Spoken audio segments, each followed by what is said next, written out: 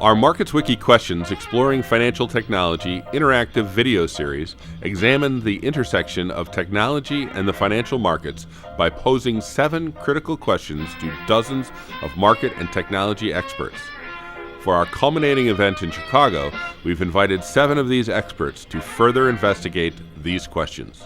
Regulation impacts technology, market technology in specifically in a number of different ways. But one of the most talked about areas nowadays is the area of data standardization within the brand new regulated swaps world of dodd-frank. Now, data standardization is a good idea even without the regulators involved because, as John alluded to earlier, there's a great deal of benefit to be gained by having your systems able to talk to each other. And I think we've seen a lot of evidence of this with industry-led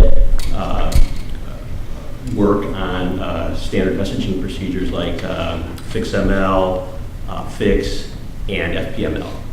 So there's a great incentive to pursue standardization.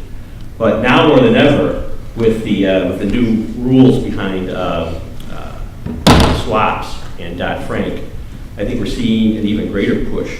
Because what we're seeing with these new rules is a shift in market structure from the typical vertical structure where we have a one-to-one relationship between the exchange and the clearinghouse to a more horizontal structure where we have a number of exchanges all trading the same standardized products and allowing their traders to then clear those products on any one of several different clearinghouses. And on top of all that, these entities can then report their activities to one of several different data repositories.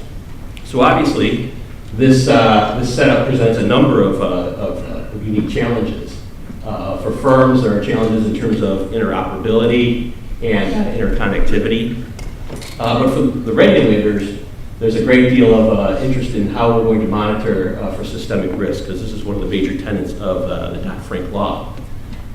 And specifically how we're going to monitor do position tracking as well as position aggregation. Because right now, the way that this is set up, we're faced with the fact that a trader can build a position in the same instrument over several different exchanges, and then he can clear those positions at several different clearinghouses. So under these circumstances, no single institution can see the whole picture. And unless you have a common way of referencing the individuals that trade and the products that they're trading, it's going to be very difficult to get the whole picture. So as a result, the regulators have come up with a solution in the form of standardization in 3 key areas. Those areas are product identification in the form of the unique product identifier, counterparty identification in the form of the unique counterparty identifier, and deal trade identification in the form of the unique swaps identifier. So together, these three standardized areas fill out the regulator's standardization puzzle. So I'm going to go through each of those different areas individually right now. So the first piece is the unique product identifier. And essentially what this is a singular reference ID for each instrument, each swap instrument. So in other words, if you have a 10-year fixed for floating rate swap, you have to refer to that in the same way, no matter what exchange it's traded on, no matter where it's cleared, or where the data is eventually reported to. But in addition to that common naming, we also need a standard taxonomy for each product, sort of a structural hierarchy for each product, so that the regulators can then roll up under different levels of that taxonomy. Here's an example right here for credit default swaps. As you can see, we start at the top with a very general, and we move down to the very specific. So if the regulators need to go in and look at systemic risk from the level of corporate CDSs, they can do that. Or if they need to drill down to North American corporates, they can do that as well. So the taxonomy is also very important. Now, in terms of implementation, the CFTC, with the CFTC's encouragement, the industry has taken up the baton on this, and they're working away on developing a UPI They've gone through the original proposal was to have a centralized registry that would issue these UPIs to all the exchanges. That has since fallen out of favor, and now we have a more flexible approach. What we're going to do is develop common taxonomies for each asset class, and then from there, there's going to be an algorithm that will generate an alphanumeric string, a common product ID based on those taxonomies. So theoretically, no matter what you insert into the taxonomy, if I insert corporates and North American, the algorithm will generate a unique ID. If you do that, you'll get the same ID. That way we get a common ID across all markets. In addition, because this string is going to be alphanumeric, it's going to be hard to understand, the system will also generate a ticker symbol so that when swaps are reported to the public, they'll be able to use this more user-friendly ticker symbol. Right now, again, the industry is leading the effort for these standard taxonomies. Credits and interest rates are done. FX equities and commodities will be done by this November.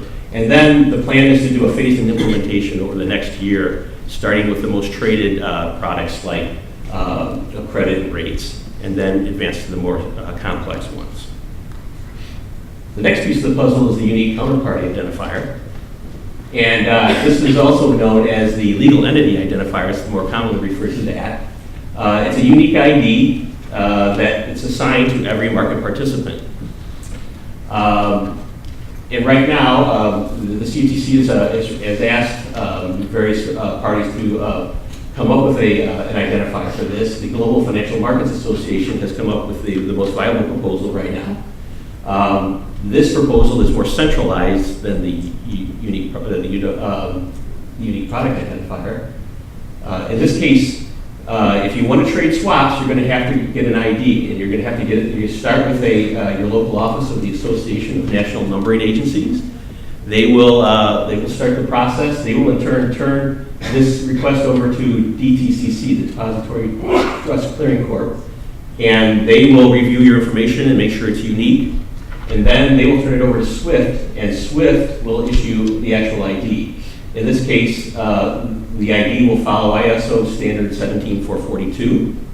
It'll be 20 characters in length, and there will be no embedded intelligence in this ID at all. So in other words, there won't be any prefix that shows the parent firm or anything like that. It's all going to be just a non-intelligent string, but it will be unique across all participants.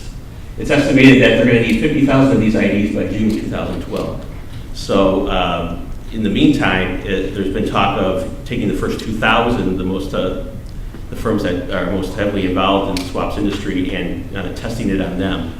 But by June 2012, they're going to need 50,000 IDs. The proposal still needs approval from the Office of Financial Research at the Fed, as well as from foreign regulators. And the most important thing is they need money to implement it. So there's going to be a tremendous amount of startup costs involved in this. The third and final piece of the puzzle is the unique swap identifier. And this one's very straightforward. It's a unique ID for every swap transaction. So when two parties enter into a swap and consummate a deal, it gets an ID, and this ID has to follow that swap throughout its entire lifetime. So there are basically two components to this for implementation. They're very straightforward. You need every reporting entity will get a unique identifier from the CFTC, and then within every reporting entity, they will actually create their own internally generated number. So it'll be like a sequential number that they'll use.